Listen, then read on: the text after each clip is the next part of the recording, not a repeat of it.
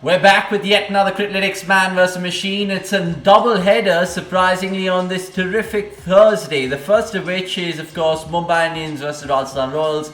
And we'll break it down with, of course, Saba Karim.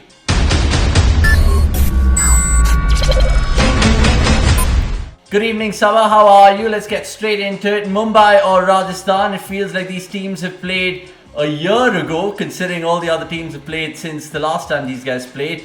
Do you think MI can now play catch-up cricket? Well, MI is such a mature side. One expects them to stage a comeback because they've done that in the past. This is a very tough phase for MI. But the kind of players they have, the kind of experience they have in the ranks, I do expect them to bounce back.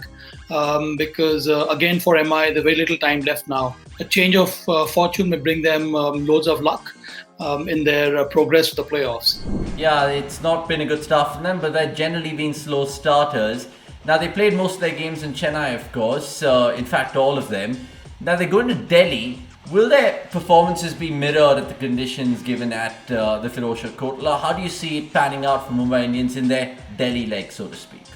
I don't think Kotla would be similar to Chepauk to that extent. Kotla is a smaller ground. It may benefit the power hitters they have, the kind of all-rounders they have in the mix. But I think the biggest worry at this stage, Avnish, is the failure to adapt to conditions. And I think that's something which I'm sure they have worked during this break which they have got. They do have some exciting all-rounders in the rank, but none of them have clicked so far.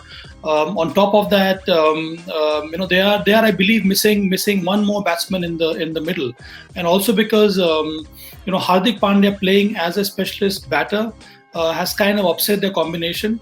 That is one reason why they had to play an extra bowler in the 11. But having said that, I do believe they do have the right kind of players who need to come good for MI. Yeah, you're right. This team off at your own pedal. We know that with Mumbai Indians doing what they've done, which is 5 titles. Talking about numbers though, Saba, they come up against an opposition which they've taken on 22 times in IPL, and it's 11 wins apiece. I'm talking about Rajasthan Royals here. Chris Morris have, of course, driven their wins, 2 sensational performances, one with the bat, one with the ball. What is their key to success going forward, given the fact that there's no Butler, no Archer, no Livingston, no Andrew Tye? Where do they go from here, Saba? Well, the win in the last game against KKR came in such a refreshing manner for them. So they would gain immense confidence from the win against KKR, and they would like to take this forward. Their issue or their problem was that the top order was not doing very well. But right now it seems that Sanju Samson has gained some more responsibility, some more experience. He played such a wonderful knock in the last game. They would need Josh Butler to fire, because without him scoring some important runs at the top, it seems that their batting looks pretty fragile. So that's one area that they need to work on.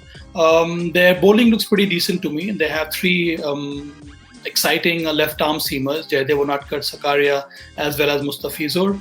I feel that they may want to include one more regular spinner in the 11. Someone like Karyappa can come in, because Rahul Tewatia has become more of a batting all-rounder and his bowling has not been so effective. So that's maybe 1 or 2 changes may prove pretty handy for Rajasthan Royals. Yeah, let's talk about that first change, of course, the one that you're asking them to think about, which is Josh Butler, because he thrives against Mumbai Indians. Let's not make any meal of it. And what's important to note is his counterpart, who also opens the batting, who's also a wicket-keeper, but he's in the opposition side. I'm talking about Quinton de Kock, and that is your 1-minute pitch today, Saba. Should they drop Quinton de Kock because he's been in shambolic form, and bring in someone like Chris Lynn and give him another go? A strong possibility that they may bring in Chris Lynn and get Ishan Kishan to keep wickets, because he's also quite capable to do that. But I just feel that because there is a change of venue, change of track, so they may give him another go in this game against Rajasthan Royals, because Mumbai Indians also wants to prefer a very settled unit. They seem to have got the right kind of combination going. It's just that they need to perform, and I think that is why I feel that de Kock may get another go. Okay, let's see if that pans out, and I generally believe that he will get another go. Is what I strongly feel. Like you said, the settled unit they are. Let's see how settled you are in terms of your predictions today, Saba, because that's what matters here on Criclytics Man versus Machine. We've given you a range of choices this time, so no complaints. But banter aside, batsman first, please. Suryakumar Yadav is what Criclytics has gone for. Do you echo the same thoughts? I'll go with Rohit Sharma. As a captain, he must be so driven. It is very unlike kind of a phase which Mumbai Indians are going through. So he would love to lead from the front. So I will go with Rohit Sharma. Super. 63 is what he got last time out. Hopefully he gives you a point here to supersede Suryakumar Yadav. Bowlers then. And again it goes with the Mumbai Indian spinner this time, Rahul Chahar. Do you concur or do you go with someone else? That's a smart pick, and I would go with the machine because Rahul Chahar has bowled so well for for Mumbai Indians, and Rohit has been able to use him properly. His 4 overs are extremely crucial for Mumbai Indians, and he's this amazing ability to pick wickets at the right time against some big batters. So I think that would be a very important pick. Yeah, it is an important pick. Let's see if the all-rounders is an important pick from your side, because Criclytics, I was going to say Chris Morris, but Criclytics has gone for Chris Morris and Rahul Tewatia. So I'll give you 2 cracks at the cherry here, Saba. Give me 2 all-rounders because Chris Morris and Rahul Tewatia is the robots picks. Okay, so I'll go with Chris Morris and Pollard. Can I add him? Chris Morris has been gaining confidence, and I think Rajasthan Royals have given him enough space to perform. There is no pressure whatsoever on him to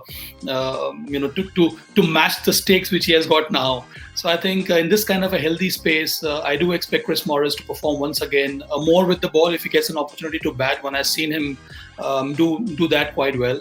Pollard, because at some point of time during the IPL season he has to come good, and I think this would be a great opportunity for Pollard to really weigh in and put up some substantial score for his side, and he may get a chance to bowl as well considering the track at Portla.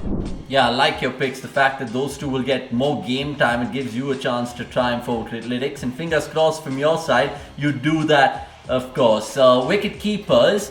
There is, of course, Jos Buttler, who I mentioned. There's Quinton de Kock, who you mentioned, who you're going up for here. You can also choose someone like Ishan Kishan, who falls under that category, and Sanju Samson, who I've completely forgot. These are very predictable picks, Avnish, but let me go with Jos Buttler. I'm a big fan of Jos Buttler. I admire the way he bats. His keeping is also quite flawless.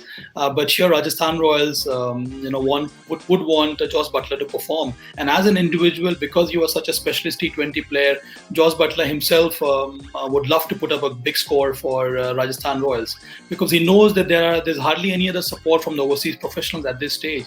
And top of the order, he would really want to chip in and add to the value of Rajasthan Royals.